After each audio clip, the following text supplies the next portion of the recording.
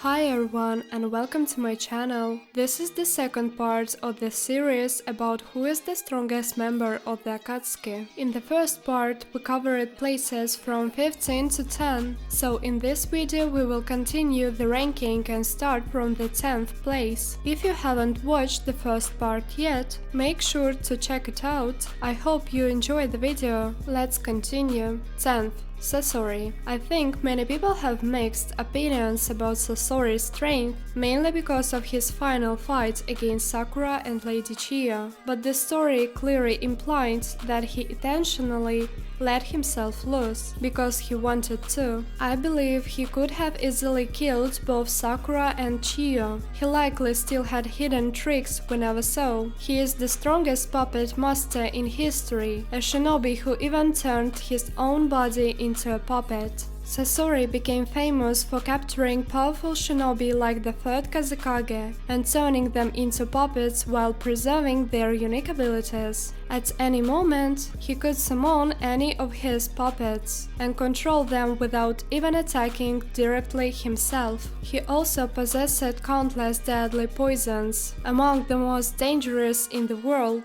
Just remember what happened to Kankura. Even though we didn't get much character development for him, and we know very little about his true weaknesses, he confidently opens the top 10 strongest members of the Akatsuki, and I don't think there will be many questions about how exactly he would defeat those ranked below him. I think that part is obvious. Now we move on the 9th place, Kakuzu. And I will be honest here, for me, 9th and 8th place are almost equal in strength. It's extremely hard to say who is definitely stronger, so realistically these two spots could be swapped. Kakuzu is the oldest and most experienced member of the Akatsuki. At one point, he even fought the first Hokage, Hashirama Senju, and survived. That alone says a lot. He managed to live so long thanks to his unique ability. He could steal the hearts of powerful shinobi and take their elemental affinities. Because of this, he was practically immortal. When one heart stopped,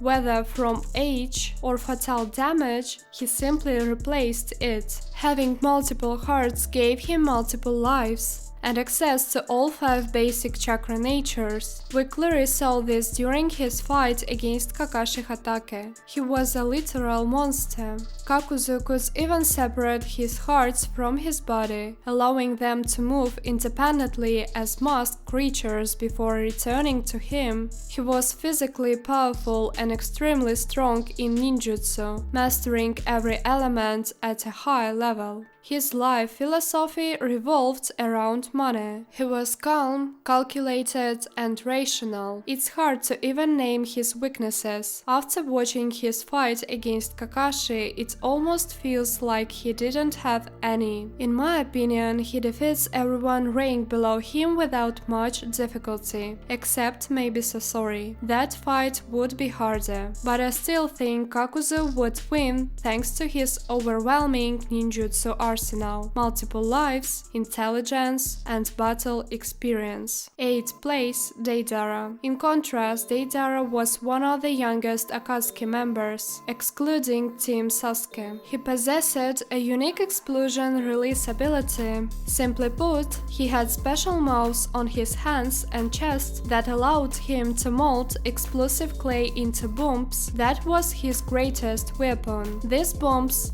often took the form of living creatures, which even allowed him to fly. And the craziest part, the number of variations of his explosive sculptures was almost limitless. His main weakness is lighting style. During his fight with the Sasuke Uchiha, we saw Sasuke figure out that lighting chakra could neutralize his bombs, and he used that to counter him. Deidara was extremely intelligent and determined. He single-handedly captured Gaara, the Jinchuriki of Shukaku. He also nearly killed Team Team Kakashi and Team Guy, after encountering Itachi Uchiha, he spent years training his left eye specifically to counter the Sharingan and Genjutsu, and that's something we had to respect. His ability to fly gives him a massive advantage over almost everyone ranked below him. The only real questions are Sasori and Kakuzu. I believe he defeats Sasori using C3 or C4 from the sky, countering him with a real superiority. As for Kakuzu, that's much harder to determine, but I still think Deidara could potentially take him out from above or use C4 to simultaneously destroy all his hearts. Like I said at the beginning of this video, this ranking is subjective. Anyone who truly understands Naruto knows the entire anime was built on one idea: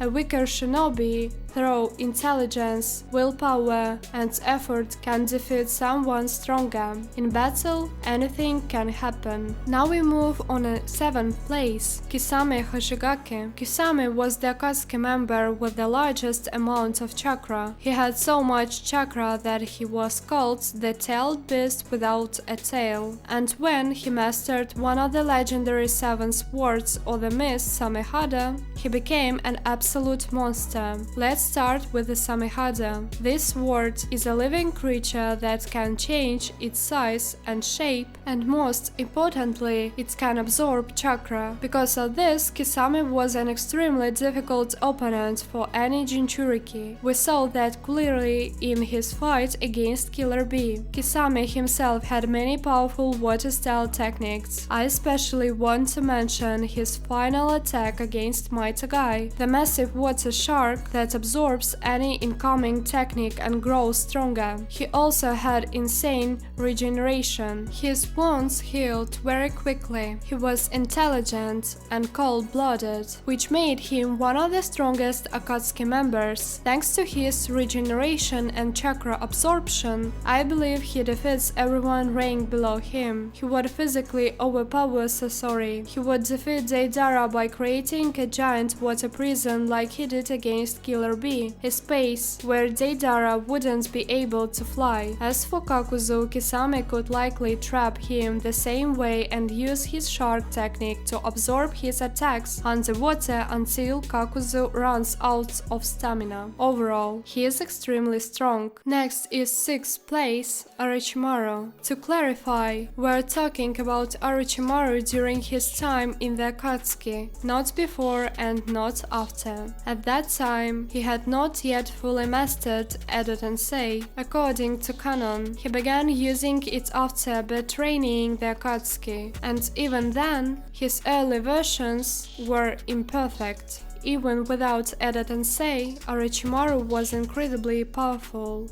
He possessed a huge arsenal of techniques, powerful regeneration, and many forbidden jutsu. He was one of the legendary Sannin. His greatest weapons were his experience, knowledge, and versatility. Just remember the fight he gave Naruto in the 4th Tail's Clock, and that was while his arms were still sealed and weakened. Orochimaru also wielded the legendary Kusanagi sword and could change bodies through his experiments. He experimented on himself so much that his true form eventually became that of a giant white snake. He turned himself into a monster. With his regeneration and massive arsenal of techniques, I think the only real change for him among the lower ranked members would be Kisame, mainly because Kisame also has incredible regeneration, huge chakra reserves, and Samehada. That would be a very difficult fight. So that's how the second part turned out. As I mentioned in the previous video, even though I tried to compare the powers and abilities of each member, this ranking is still completely subjective. I would be really interested to read your thoughts and see your own rankings in the comments. Stay tuned for the 3rd and final part, which will be coming out soon. Take care everyone, and see you next time.